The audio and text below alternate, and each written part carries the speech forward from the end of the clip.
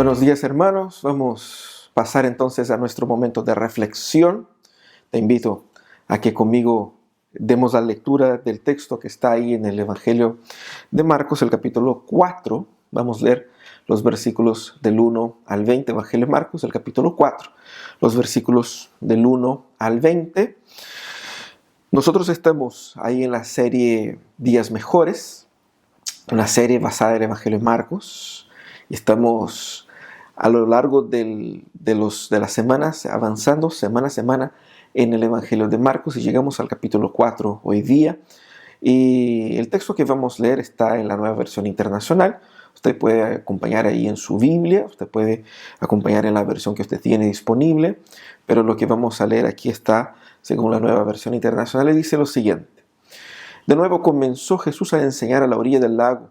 La multitud que se reunió para verlo era tan grande que él subió y se sentó en una barca que estaba en el lago, mientras toda la gente se quedaba en la playa. Entonces se puso a enseñarles muchas cosas por medio de parábolas, y como parte de su instrucción les dijo: pongan atención, un sembrador salió a sembrar. Sucedió que al esparcir él la semilla, una parte cayó junto al camino, y llegaron los pájaros y se la comieron. Otra parte cayó en terreno pedregoso, sin mucha tierra. Esa semilla brotó pronto porque la tierra no era profunda. Pero cuando salió el sol, las plantas se marchitaron y, por no tener raíz, se secaron. Por otra parte, la semilla cayó entre espinos que, al crecer, la ahogaron de modo que no dio fruto. Pero las otras semillas cayeron en buen terreno, brotaron, crecieron y produjeron una cosecha que rindió el 30, el 60 y hasta el 100 por uno. El que tenga oídos para oír, que oiga, añadió Jesús. Cuando se quedó solo, los 12 y los que estaban alrededor de él hicieron preguntas sobre las parábolas. A ustedes se les ha revelado el secreto del reino de Dios, les contestó. Pero a los de afuera todo les llega por medio de parábolas, para que por mucho que vean no perciban, y por mucho que oigan no entiendan, que no sea que se conviertan y sean perdonados. ¿No entienden esta parábola?, continuó Jesús. ¿Cómo podrán entonces entender las demás? El sembrador siembra la palabra. Algunos son como los sembrados junto al camino, donde se siembra la palabra. Tan pronto la oyen, viene Satanás y les quita la palabra sembrada en ellos. Otros son como los sembrados en terreno pedregoso. Cuando oyen la palabra, enseguida la reciben con alegría, pero como no tienen raíz, duran poco tiempo. Cuando surge problemas o persecución a causa de la palabra, enseguida se apartan de ella. Otros son como los sembrados entre espinos. Oyen la palabra, pero las preocupaciones de esta vida, el engaño de las riquezas y muchos otros malos deseos entran hasta ahogar la palabra, de modo que ésta no llega a dar fruto. Pero otros son como los sembrados en buen terreno. Oyen la palabra, la aceptan y producen una cosecha que rinde el 30, el 60 y hasta el 100 por uno. Vamos a orar una vez más al Señor. Señor amado, estamos delante de tu palabra y te pedimos tu gracia, tu bendición en ese instante. Danos, Señor, el entendimiento, la comprensión de lo que tú nos has revelado, de lo que Cristo nos ha dicho aquí, para que entendiéndolo podamos crecer y aprender y seguir sirviéndote a ti como corresponde. Bendícenos en ese instante en nombre de Jesús. Amén, Señor. Bueno, hermanos, nosotros en ese mensaje vamos a conversar un poco sobre cómo las personas, como hemos hablado en las últimas semanas, cómo las personas entendían a Jesús. Yo creo que a veces pasa con mucha gente, contigo, conmigo, con nosotros, de que escuchamos o vemos las cosas en la Biblia y hacemos de cuenta que la entendemos. A mí me pasó una vez cuando yo recién vine por primera vez a Chile. Casi nada, muy poco hablaba del castellano, pese que había estudiado, pero cuando llegué aquí me di cuenta de que hablaban en otro dialecto ahí, no sé qué es lo que era que hablaban, y de verdad que entendía muy poco. Y yo me acuerdo que estaba con algunas personas en un almuerzo, las personas hablaban algunas cosas, y yo hacía como que sí, ¿no? Sí, totalmente de acuerdo, ¿no? Y me preguntaban cosas, y yo respondía que sí, no sabía qué es lo que era. Hasta que alguien me dijo, ¿tú sabes lo que él te preguntó? Y yo tuve que decir, es que no sé. A veces hacemos eso con Jesús. Hacemos de cuenta que entendemos, ¿no? Jesús está hablando, Jesús dice esto, y como esta, por ejemplo, la parábola de la semilla, nosotros pensamos que la conocemos, y la semilla que cayó aquí y allá, y la entendemos, y como que no entendemos bien qué es lo que Jesús quiere decir. Y fíjense que um, nuestros conceptos y nuestras expectativas muchas veces entran en conflicto con la realidad. Cuando alguien nos explica lo que realmente significa, quedamos, wow, toda la vida pensé algo muy distinto a eso. Fíjense que lo que estaba pasando aquí, en ese texto, en ese evento en el cual Jesús estaba, no era tan distante de eso. En la perspectiva de los discípulos algo no calzaba todavía, algo no calzaba muy bien. Porque fíjense ustedes, ellos estaban siguiendo a Jesús y creían que Jesús era un gran profeta, sino el Mesías. Ellos estaban en ese proceso. Pero todos los teólogos más importantes de la época, gente que era por ellos mismos respetado, tomado en cuenta, al fin y al cabo eran los especialistas. Ellos llegaron a la conclusión de que Jesús no era Dios, o que no venía de la parte de Dios y que no hablaba de las cosas de Dios. Por lo tanto, Jesús no tenía el respaldo de los técnicos, vamos a decir así. Y los discípulos eran gente común y sencilla, no tenían mayor preparación teológica, y veían que los teólogos no habían firmado apoyo por Jesús. Bueno, uno va a decir, puede ser que estén ahí con celos, con envidia, qué sé yo, pero luego surge la misma familia de Jesús, y que surge como que, oye, este está loco. Los hermanos de Jesús, la madre de Jesús. Y el no tener el apoyo de su propia familia también era un tema. Y por lo tanto, los discípulos estaban ahí, bueno, yo veo lo que él hace, veo su poder, escucho sus palabras, pero igual algo no calza, porque si él es el Mesías que debía de venir, ¿por qué la gente no lo apoya? Más encima tenemos la gente que viene, que busca sanidades y todo el tema, pero como que no prende. Esa cuestión no está prendiendo. Ellos tenían la expectativa de que al surgir el Mesías iba a coordinar un movimiento de levante del pueblo de Israel en contra de Roma. Iba a destruir y a instaurar el reino de Dios. Esa era la expectativa. Y luego surge Jesús sanando personas y no levanta ningún movimiento. Y está ahí como de ciudad en ciudad, y de repente vienen las multitudes y de repente da un mensaje. La cuestión es polémica. La gente no lo entiende, unos se van, los líderes lo abandonan, su familia lo cuestiona. O sea, los mismos discípulos querían saber a qué apunta esto, ¿no? Y Jesús entendía eso, y de ahí es donde surge en los evangelios, estas seguidillas de parábolas. Vemos que se repiten los 3 evangelios sinópticos, las parábolas que Jesús entrega para explicar el reino de Dios, porque ellos no entendían bien de qué se trataba este reino de Dios. Así que en el marco de todas esas dudas es donde Jesús va y literalmente raya la cancha.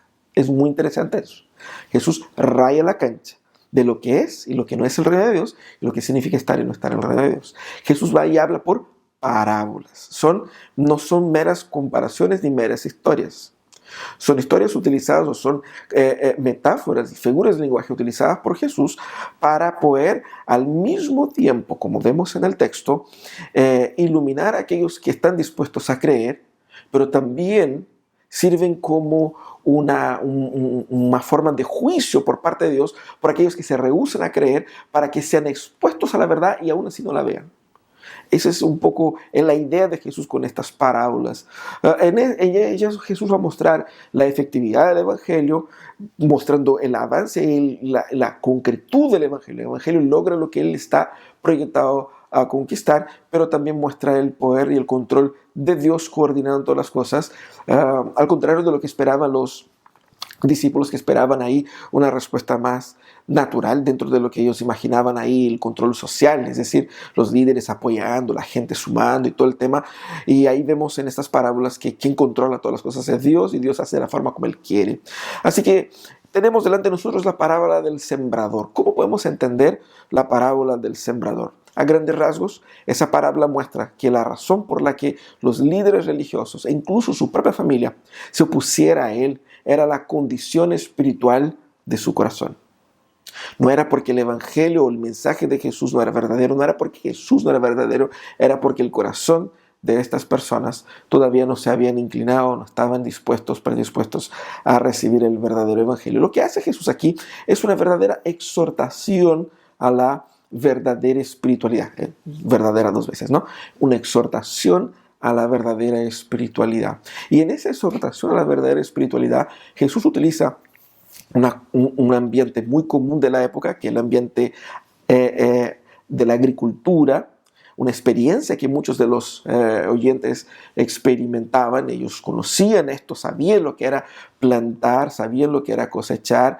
Y por lo tanto Jesús utiliza eso como metáfora de un sembrador que sale a sembrar. Y tenemos en esa parábola, tanto la parábola como la explicación de Jesús, y tenemos ahí cuatro modelos o cuatro exhortaciones por parte de Jesús. La primera exhortación que hace Jesús en esa parábola es una exhortación al peligro de la incredulidad.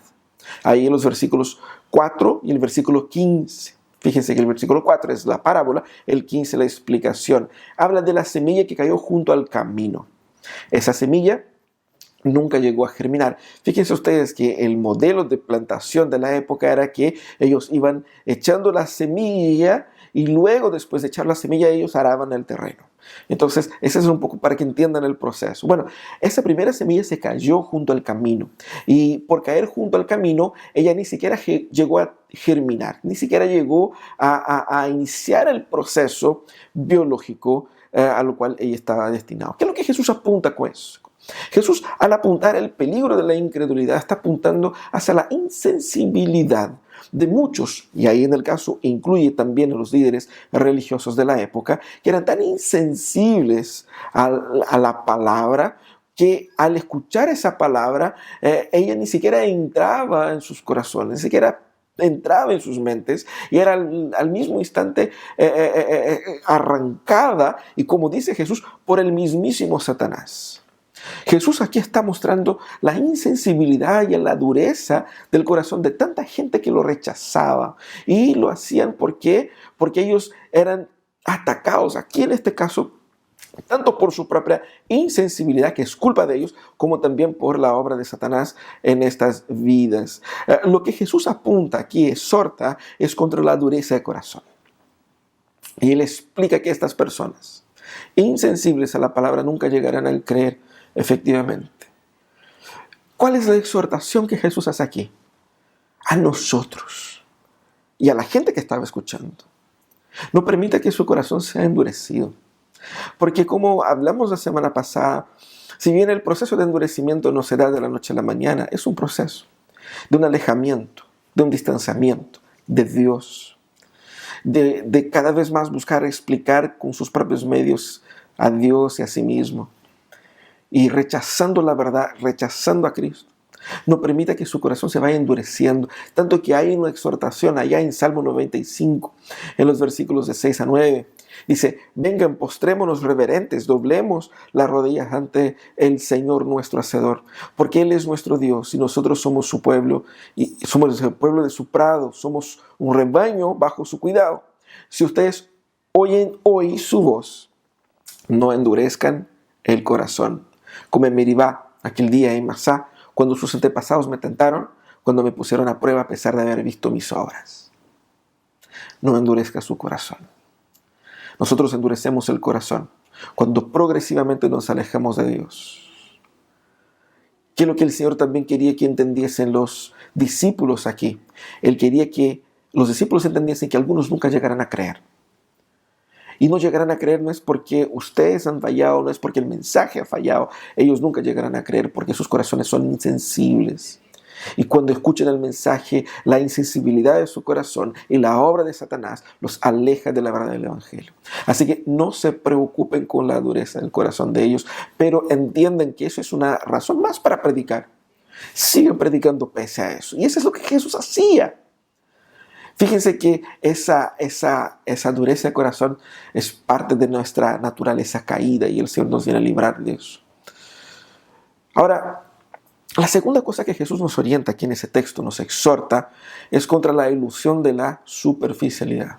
La ilusión de la superficialidad. Los versículos 5 y 6 presentan ahí la semilla que fue plantada en un terreno pedregoso. Y los versículos 6 y 7 explican qué es lo que eso significa. Básicamente es un terreno que no tenía mucha profundidad, y el terreno de la época ahí en la Galilea era un terreno así con muchas rocas. Entonces era un terreno común y por no tener profundidad germinaba muy rápidamente. La cosa es que Jesús está apuntando aquí a que estas personas que recibían el mensaje con esa superficialidad tal cual la del terreno, eran movidas por una impulsividad. Ellas reciben con gozo. Fíjense qué interesante, ellas reciben. El primer grupo no recibió, el segundo grupo recibe, pero recibe con gozo. Recibe con gozo, lo que genera obviamente mucha ilusión en los que entregan el mensaje, también en uno mismo. Recibe con gozo, pero fíjense que en el texto se destaca la idea de la inmediatez. Porque dos veces, al menos aquí en la Nueva Versión Internacional, en otras versiones con otras palabras, pero aquí la palabra o la expresión enseguida recibe con gozo y luego enseguida lo abandonan. Esa expresión, el hecho de que sea repetido dos veces, apunta a esa inmediatez. Lo hacen movidos por un impulso. Y esa impulsividad, sin mucha reflexión, sin mucha comprensión, sin mucho entendimiento, sin considerar lo que es y lo que implica y lo que significa, hace con que, pese a germinar, muera pronto. Porque Jesús mismo dice, porque al rato vienen las pruebas, al rato vienen las circunstancias que van a comprobar la verdadera espiritualidad, y esas pruebas, sea por la aflicción de la vida, sea por la probación, por la persecución de la fe, hace con que tan prontamente recibieron, así también la rechacen. Así que estas personas son personas cuyo corazón está muy abierto hoy día y mañana ya lo han votado. Contra la ilusión de la superficialidad, Jesús nos exhorta a entender que el Evangelio implica en una decisión de gran compromiso. El Evangelio no es algo que se debe ser tomado a la ligera. Yo lo debo tomar muy en serio. Yo debo entender la seriedad de lo que está pasando. Y más, yo no debo ilusionarme con las rápidas percepciones emocionales que pueda tener. Vemos en nuestros días tantos que manipulan las emociones de las personas para convertirlas a Jesús y las utilizan las emociones de manera a ganar sus corazones, pero esos corazones que son ganados con la superficialidad del emocionalismo también es perdido, porque estas personas no están alicerzando sus vidas en Cristo, sino que están hincando raíces en terreno pedregoso y que por lo tanto morirán, así como llegaron. Debemos tomar en serio eso. El Evangelio implica un compromiso muy serio. Jesús utiliza una otra parábola posteriormente para explicar un poco eso, la importancia de sentarse y meditar en lo que estoy haciendo. Jesús no quería atraer a la gente de una forma artificial. Él quería verdaderos seguidores, de eso apunta acá. Ahora, también hay una aplicación, una exhortación a los discípulos de que muchos creerán en el mensaje de ustedes. Muchos entenderán y recibirán y aceptarán y pronto se unirán y estarán efusivos, animados, motivados. Gente que ayer no quería nada y hoy está contigo a la muerte. Esa gente el día de mañana se va. Así que no se hagan ilusiones con un crecimiento impulsivo o con un crecimiento explosivo de la nada. Nosotros no debemos ilusionarnos con reacciones superficiales para que después no vengamos a desilusionarnos con su deshidratación y llegar a pensar y a dudar de la eficacia del ministerio y la eficacia de la verdad bíblica. Así que Jesús nos habla contra la ilusión de la superficialidad. Pero la tercera semilla cayó en un terreno que tenía espinos. Y fíjense qué interesante. En esa tercera exhortación, Jesús nos habla contra el vacío del egocentrismo. El vacío del egocentrismo. Esa semilla, que está ahí en el versículo 7 y después explicada en los versículos 18 y 19, cayó entre espinos. Y así como los espinos, ella creció. Las demás no crecieron, pero ella creció. Pero crecieron también los espinos. Y estos la ahogaron. Y lo que dice aquí es que ella, pese a haber crecido, no generó frutos. Jesús condena aquí en esa parábola, en ese momento de la parábola, la ambición del corazón humano, que pese a haber aceptado el mensaje, está sirviendo al Señor y conociendo al Señor, pero también al rato se ha enamorado de otras cosas, ha ambicionado otros ideales, y se ha desvirtuado a otras pasiones. Es interesante porque la semilla germina y crece y se desarrolla, pero el corazón de la persona que acepta el Evangelio, cuyo el crecimiento se da junto a estos espinos, es progresivamente alejado de Jesús. Porque, como dice Jesús, empieza a amar a las cosas de este mundo, a las riquezas, a la autoimagen, a una serie de aspectos que están vinculados a uno mismo. Y por amar tanto a sí mismo, incluso utilizándose del Evangelio para fomentar ese amor, esa persona, pese a decirse cristiana, pese a crecer dentro de un contexto como ese, no da fruto. ¿De qué Jesús está hablando aquí? Jesús está acusando que esa persona que vive el vacío del egocentrismo es estéril. La esterilidad es un tema muy serio en la palabra de Dios, porque algo muchísimamente condenado, duramente condenado por Jesús, tanto cuanto la incredulidad, porque la esterilidad pasa la idea de que yo estoy junto, yo estoy con ustedes, yo soy uno de ustedes, yo creo lo que ustedes creen, nosotros compartimos lo mismo, estamos en la misma y somos del pueblo de Dios, pero al ver sus frutos uno ve que no hay nada. Y el tema del fruto es algo importante porque donde Dios trabaja, los frutos aparecen. Y si hay una persona que al abrazar el cristianismo no produce ninguna clase de frutos, seguramente esa persona no ha entendido y no ha considerado y no está viviendo la integralidad del Evangelio. Jesús dice aquí que hay otros amores de por medio, preocupaciones del mundo, el engaño de las riquezas, incluso malos deseos, que están vinculados a sus propias adicciones, que están vinculadas a pecados ocultos. Esta persona no da frutos. No dar frutos es la evidencia de que la fe no es verdadera. Y Jesús alerta, por ejemplo, contra los falsos profetas que dicen, por los frutos ustedes conocerán. ¿Cómo sé que alguien me está hablando de la parte buena? Mira los frutos. Por los frutos también se conoce a los discípulos. Jesús dice eso más adelante. Cuando habla de los falsos profetas, Jesús dice, ¿acaso se recogen uvas de los espinos o higos de los cardos? Dar fruto es fundamental. ¿Qué es lo que Jesús exhorta acá? Cuide su corazón, hermanos. Cuide su corazón. ¿Qué domina su mente? ¿Cuáles son sus propósitos en la vida? Fíjense en eso, si lo que ustedes ambicionan y desean en la vida como cristianos es igual a lo que cualquier persona que no es cristiana desea y ambiciona, quizás a lo mejor no has entendido el Evangelio. Porque el Evangelio transforma nuestros deseos y nuestras ambiciones en la vida. ¿Qué es lo que quieres en la vida? ¿Qué es lo que te mueve? ¿Qué es lo que te apasiona? ¿Qué es lo que te domina? ¿Qué es lo que te controla? Ahí entendemos dónde está realmente nuestro corazón. Si nosotros no estamos sumisos a Cristo, nuestros corazones entregados únicamente a la pasión de Cristo, seguramente estaremos caminando hacia una jornada de esterilidad espiritual. Y fíjense ustedes, el árbol que no da fruto, Él corta. Eso como dijo y lo explicó bastante bien Juan ahí en el capítulo 15. Pero a los discípulos dice que ellos deben estar atentos para evaluar el progreso de la predicación y del avance del reino, no basado en las apariencias externas humanas, sino que basado en los frutos.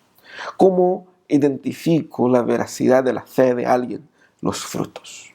Los discípulos pronto estarían trabajando ellos mismos al predicar el evangelio. Tendrían ellos que evaluar la fe de la gente, el avance del reino, no a base a los acuerdos políticos y teológicos, no a base al número de las multitudes, a la prontitud de la respuesta, sino que a base de ¿qué?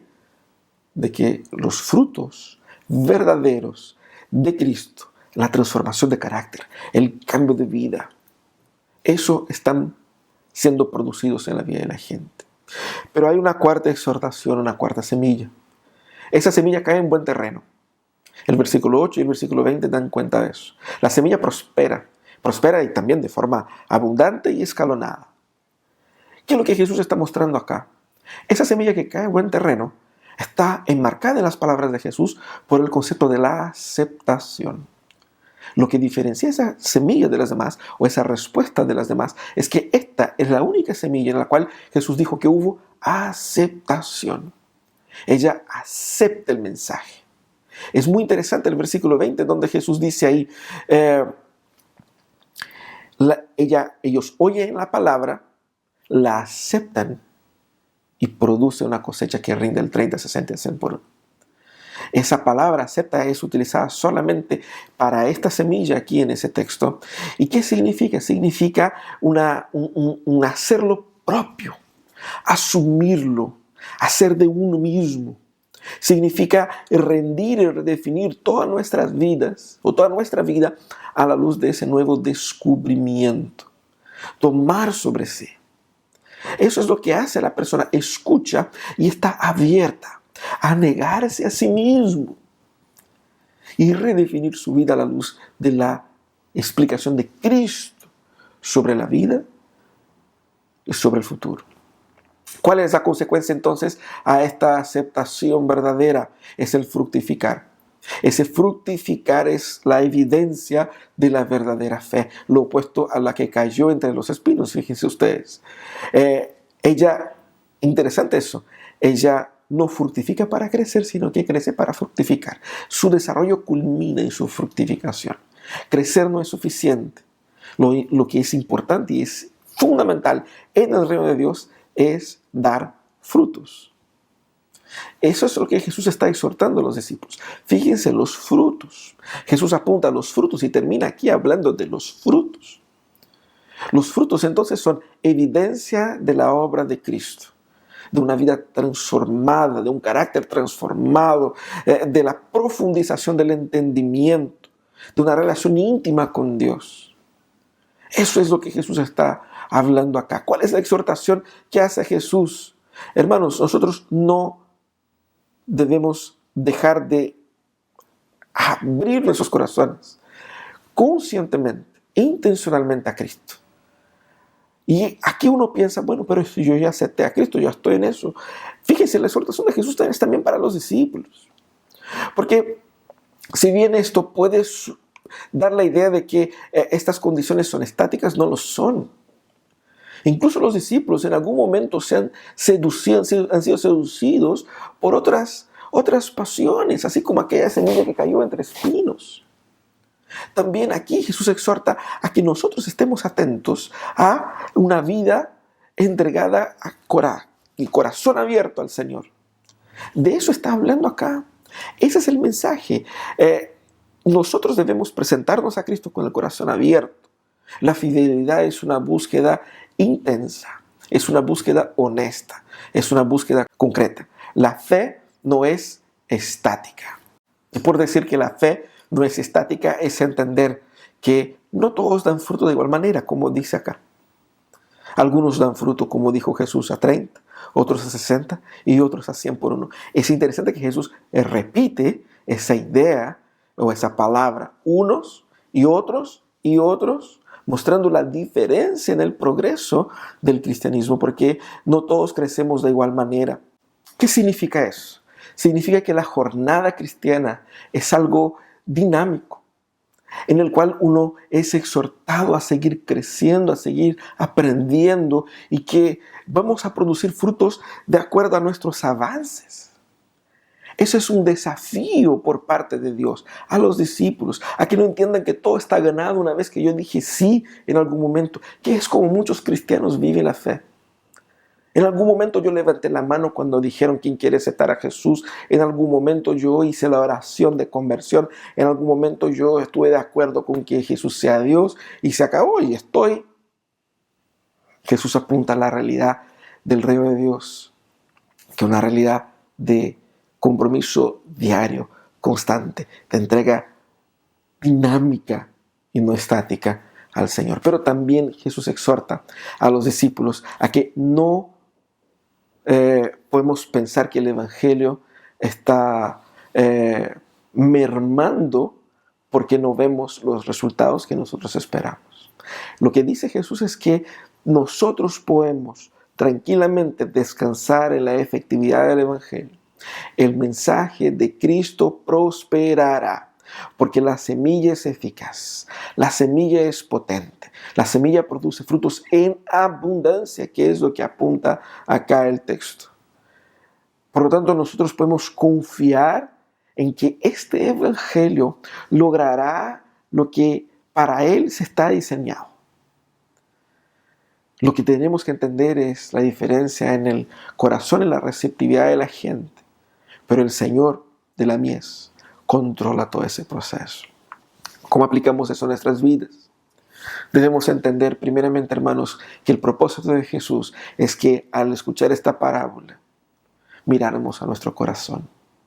¿Cómo está nuestro corazón? ¿Qué hay en nuestro corazón? ¿Será que es el caso de algunos acá que están todavía coqueteando con la fe, pero a la distancia? El corazón resiste. El corazón sigue endurecido. A estas personas que tienen el corazón endurecido, Jesús exhorta a que hoy día baje la guardia, a que hoy día baje las defensas, a que hoy día comience a reconocer la profunda necesidad que tenemos de Jesús. Comience a reconocer que Él es la única solución para nuestras vidas. Si te cuesta entregar su corazón a Jesús, yo te invito a que vengan a orar con nosotros, a compartir con nosotros y conversar sobre la fe. También hay algunos que están unidos a nuestro grupo eclesiástico, nuestra iglesia o a esta transmisión, movida únicamente por presiones e impulsos emocionales. Sabemos que los momentos de pandemia, los momentos de crisis, los momentos como de los terremotos, generan en las personas muchas angustias y las personas son tentadas a buscar soluciones espirituales. Cuando hay un terremoto vemos una búsqueda de muchas personas por Dios, por la espiritualidad, y pronto esas personas se devuelven porque no quieren a Dios. Ellas quieren una solución para un problema puntual. Aquí Cristo está exhortando a todos aquellos que son llamados a la impulsividad, a que entiendan que el Evangelio demanda un compromiso serio, prolongado, determinado, definitivo. ¿Estás siendo movido por tus emociones? Revisa tu corazón. O quizás tú debes ser de estas personas que está aquí, está dentro del Evangelio, conoce todas las leyes, las reglas, las formas, las palabras, las jergas, pero en realidad está enamorado de otras cosas. Las pasiones del mundo han hecho que pese a que te presentes como cristiano, vivas como algo contrario a ello. Y por eso mismo no hay frutos. No hay evidencia de que Cristo está en ti. No hay evidencias de que no hueles a Jesús. Su carácter no fue transformado y su vida sigue siendo en muchos aspectos igual a lo que fue antes. Así que ese es el momento de de volver a Jesús con honestidad y entregar su vida. Aceptar que Jesucristo es la única esperanza para nuestros corazones. ¿Has entregado tu vida a Jesús? Verdaderamente, persevera en ello. Día a día. En ese tiempo en que estamos más confinados a nuestros hogares, busca la palabra, lee la palabra. Cuestiona, Señor, ¿qué es lo que no estoy viendo? ¿Qué es lo que yo no sé? Ayúdame. Ayúdame a conocerte a ti mejor. Eso es lo que yo necesito. Vamos a orar. Te invito a que cierres tus ojos ahí en tu casa. Que se una conmigo en oración.